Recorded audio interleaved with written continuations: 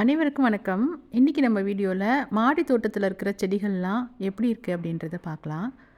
வெயில் காலம் வரப்போகுது, மூடாக்கு போடணும், தொட்டிகளை எப்படி பாதுகாக்கிறது, செடிகளை எப்படி பாதுகாக்கிறது அப்படின்ட்டு ஏகப்பட்ட வேலைகள் செய்து வச்சுருந்தா, இந்த சம்மர் சீசன் அப்படியே மழைக்காலம் மாதிரி மாறிடுச்சுங்க. அதான் இயற்கையோடைய ஒரு அற்புதம்.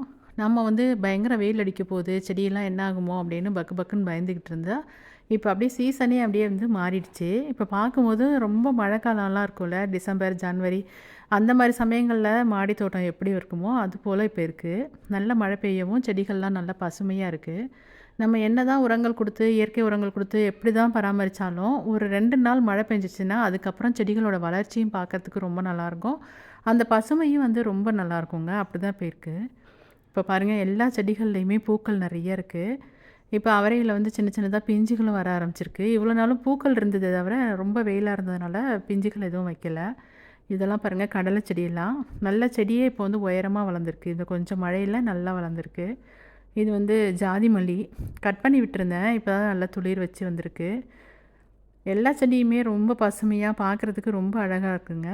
இது எல்லாமே இயற்கையோடது தான். நாம் என்ன தான் தண்ணி ஊற்றணும் அப்படின்னாலும் மழை தண்ணியில் இருக்கிற அந்த சத்துக்கள் நம்மளால் கொடுக்க முடியாது. அந்த மழை பெஞ்சதுக்கப்புறம் அந்த செடிகள்லாம் அதை அவ்வளோ ஆசையாக வரவேற்று நல்ல ஒரு பசுமையான இலைகளோட பார்க்குறதுக்கு ரொம்ப ரொம்ப சந்தோஷமாக இருக்குது. எல்லா மாடி தோட்டமும் எல்லார் வீட்லேயும் இப்படி தான் இருக்கும். பூக்கள் பாருங்கள் எவ்வளோ அழகாக பூத்துருக்குன்னு. இது அவரை தட்டைக்காயின்னு சொல்லுவாங்க. அந்த காய் தான். அதுவும் நிறைய பூவும் பிஞ்சுமா இருக்குது. இதெல்லாம் கொஞ்சம் வின்டர் சீசனில் தான் நிறைய காய்க்கும். இருந்தாலும் இந்த சம்மரும் இப்போ கொஞ்சம் வின்டர் மாதிரி ஆயிடுச்சு அப்படின்றதுனால நிறைய காய்கள் வச்சுருக்கு. அந்த பெரிய காய் நான் விதைக்காக விட்டுருக்கேன். இது செடி அவரை, இது செடி முருங்கை.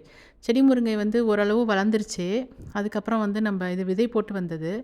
இதை நம்ம கொஞ்சம் கட் பண்ணி விடலான்ட்டு விட்டுருக்கேன். அதுக்கப்புறம் நிறைய கிளைகள் வெடிக்கும். நமக்கு தரைப்பகுதியில் முருங்கை மரம் வைக்கிறதுக்கு இடம் இல்லை அப்படின்னா, நீங்கள் இந்த மாதிரி ஒரு பிளாஸ்டிக் பக்கெட்டில் செடி முருங்கையை வைக்கலாம்.